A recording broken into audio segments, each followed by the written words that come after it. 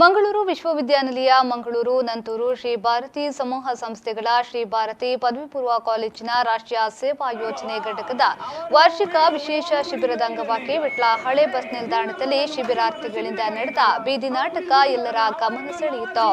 ಮಾದಕ ದ್ರವ್ಯ ವ್ಯಸನದ ದುಷ್ಪರಿಣಾಮಗಳ ಬಗ್ಗೆ ಸಮಾಜ ಮತ್ತು ವಿದ್ಯಾರ್ಥಿಗಳನ್ನು ಎಚ್ಚರಿಸುವ ಬೀದಿ ನಾಟಕ ವ್ಯಸನ ಮುಕ್ತ ವಿದ್ಯಾರ್ಥಿ ಶಕ್ತಿ ಎಂಬ ಶೀರ್ಷಿಕೆಯಲ್ಲಿ ಆಯೋಜಿಸಲಾಗಿತ್ತು.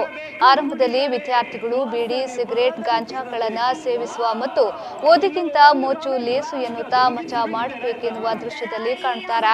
ಆಗ ಓರ್ವ ಗೆಳೆಯ ಅವರಿಗೆ ಬದುಕು ಇಷ್ಟೇ ಅಲ್ಲವೆಂದು ಬೋಧಿಸ್ತಾನೆ. ಬದುಕೆಂದರೆ ಬರೀ ಮೋಚಲ್ಲ, ಗೆಳೆಯರ ಸಂಗತಿ ದುಷ್ಟಟ ಕಲಿತು ವ್ಯರ್ಥಗೊಳಿಸುವ ಹೊತ್ತಲ್ಲ ಎಂಬ ಕನ್ನಡ ಉಪನ್ಯಾಸಕಿ ಬರೆದ ಹಾಡಿನ ಮೂಲಕ ಸಮಾಜ ಮತ್ತು ವಿದ್ಯಾರ್ಥಿಗಳಿಗೆ ಉತ್ತಮ ಸಂದೇಶವನ್ನ ತಲುಪಿಸುತ್ತಾರೆ. ಹಾಸ್ಯಭರಿತ ವ್ಯಂಗ್ಯಾಟಗಳು, ದುಃಖಭರಿತ ಸನ್ನಿವೇಶಗಳನ್ನ ವಿದ್ಯಾರ್ಥಿಗಳು ಪ್ರದರ್ಶಿಸಿದ್ರು. ನುಡಿದರೆ ಮುತ್ತಿನ ಹಾರದಂತಿರಬೇಕು, ನುಡಿದರೆ ಮುತ್ತಿನ ಹಾರದಂತಿರಬೇಕು, ಕುಡಿದರೆ ವಾಸನೆ ಬರದಂತಿರಬೇಕು.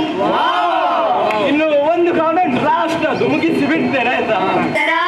ಅಮಲು ಸೇವಿಸುವ ಹುಡುಗರು ನೀವೆಂದಾದರೆ, ಹೆಂಡಸರಾಯಿ ಅಮಲು ಸೇವಿಸುವ ಹುಡುಗರು ನೀವೆಂದಾದರೆ.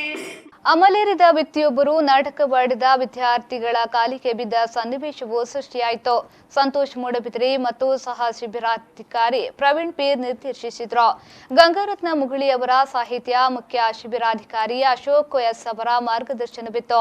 ವಿಟ್ಲ ಪಟ್ಟಣ ಪಂಚಾಯತ್ ಅಧ್ಯಕ್ಷ ಅರುಣ್ ಎಂ ವಿಟ್ಲ, ವಿಟ್ಲ ಗ್ರಾಮ ಪಂಚಾಯತ್ ಮಾಜಿ ಅಧ್ಯಕ್ಷೆ ಭವಾನಿ ರೈಕೊಲ್ಯ, ಚಂದಳಿಕೆ ದಕ್ಷಿಣ ಕನ್ನಡ ಹಿರಿಯ ಜಿಲ್ಲಾ ಪಂಚಾಯತ್ ಹಿರಿಯ ಪ್ರಾಥಮಿಕ ಶಾಲೆಯ ಮುಖ್ಯೋಪಾಧ್ಯಾಯ ವಿಶ್ವನಾಥ್ ಗೌಡ, ಪ್ರಾಂಶುಪಾಲ ಡಾಕ್ಟರ್ ಈಶ್ವರ್ ಪ್ರಸಾದ್, ನಂತೂರು ಶ್ರೀ ಭಾರತಿ ಸಮೂಹ ಸಂಸ್ಥೆಗಳ ಸಹ ಸಂಯೋಜಕ ಯುಎಸ್ ವಿಶ್ವೇಶ್ವರ ಭಟ್ ಮತ್ತಿತರರು ಈ ಸಂದರ್ಭ ಉಪಸ್ಥಿತರಿದ್ದರು.